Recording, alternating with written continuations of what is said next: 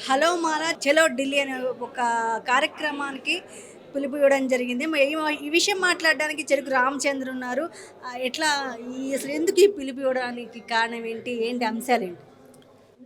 తెలంగాణ రాష్ట్రంలో ఎస్సీ వర్గీకరణ చట్టాన్ని 2025 ఏప్రిల్ 14వ తారీఖు నాడు తెలంగాణ రాష్ట్ర కాంగ్రెస్ ప్రభుత్వం రేవంత్ రెడ్డి తీసుకురావడం జరిగినది.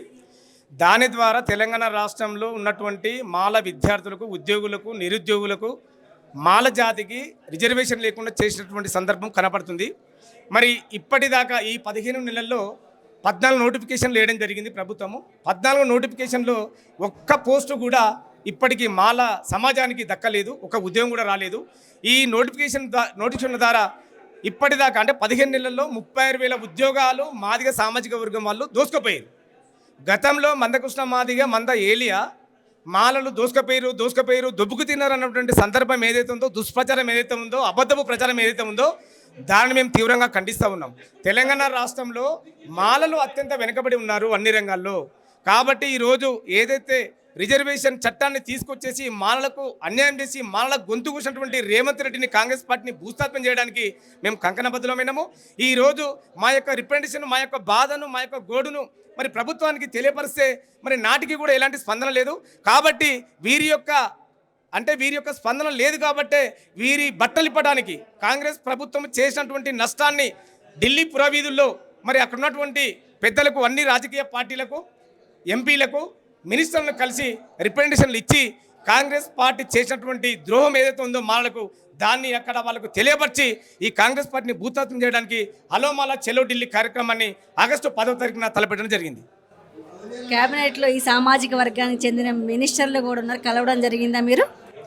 మేము తెలంగాణ రాష్ట్రంలో అన్ని రాజకీయ పార్టీ ప్రెసిడెంట్లకు, అధ్యక్షులకు రిప్రజెంటేషన్ ఇవ్వడం జరిగింది.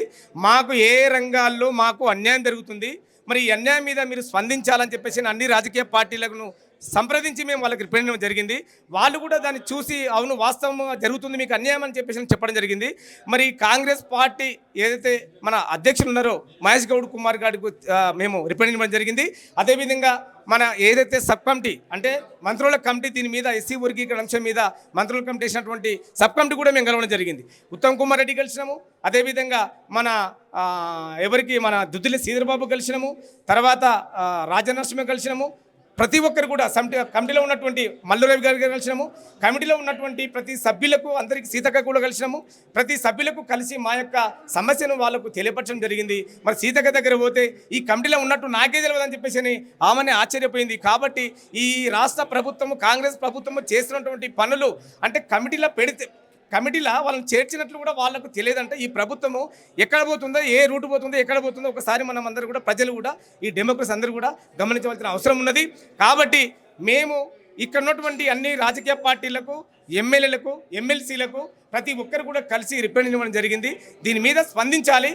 ముఖ్యంగా మాల సామాజిక వర్గానికి సంబంధించినటువంటి మినిస్టరు మన వివేక్ గారు, అదేవిధంగా డిప్యూటీ సీఎం మన బట్టి విక్రమార్క గారు, అదేవిధంగా గడ్డం ప్రసాద్ గారు, మిగతా ప్రజాప్రతినిధులందరూ కూడా స్పందించి ఉప కమిటీ దగ్గర కూర్చొని, సబ్ కమిటీ దగ్గర ఏదైతే ఎస్సీ వర్గీకరణ చేసినటువంటి కమిటీ మీద కూర్చొని మీరు చర్చించి మరి మాలకు జరుగుతున్న అన్యాయం మీద చర్చించి మాకు మరి 20 లోపు 2 రోస్టర్ పాయింట్లు అంటే 3-12 కేటాయించాలి, 5 నుంచి 8% రిజర్వేషన్ పెంచాలని మేము డిమాండ్ చేయడం జరిగింది. కానీ ఇప్పటికి కూడా వాళ్ళకు సోయి లేదు.